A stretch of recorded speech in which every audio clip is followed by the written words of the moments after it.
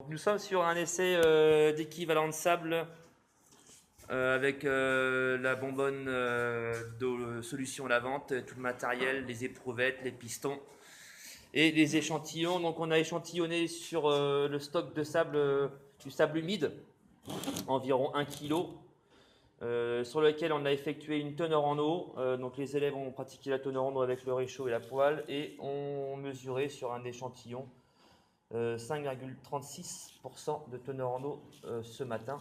Donc cet échantillon de sable humide a été tamisé au tamis de 2 mm. D'accord, donc on récupère le tamisat.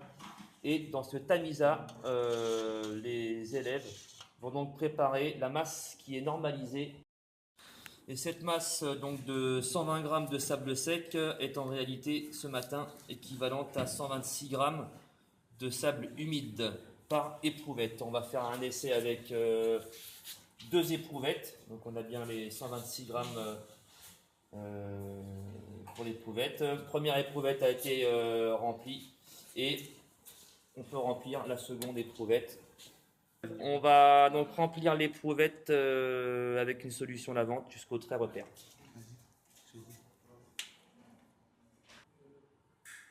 Vous visez bien normalement le bas du ménisque.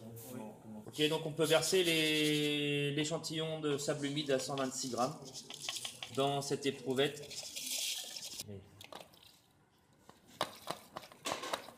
Le chrono a démarré et on va patienter 10 minutes avant de procéder à l'étape suivante. Okay, donc les 10 minutes sont terminées. On va passer maintenant l'éprouvette dans l'agitateur pour procéder donc à la seconde étape. Donc on bouche l'éprouvette. Bien, bouche-la bien. Voilà, que ça ne sorte pas. On la place dans la machine.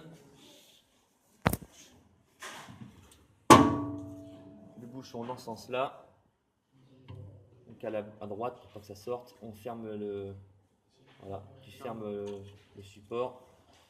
Et on va engager la machine qui va produire des cycles d'agitation de 20 cm et au total 90 cycles.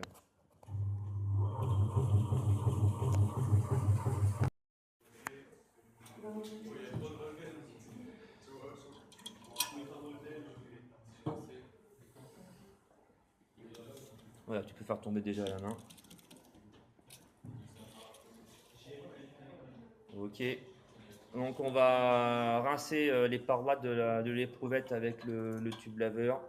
On va partir d'abord du haut et on va rincer les éléments. Donc tu peux tourner. Voilà, faire tomber les éléments le plus possible. Et on s'arrêtera quand on sera rendu au trait repère.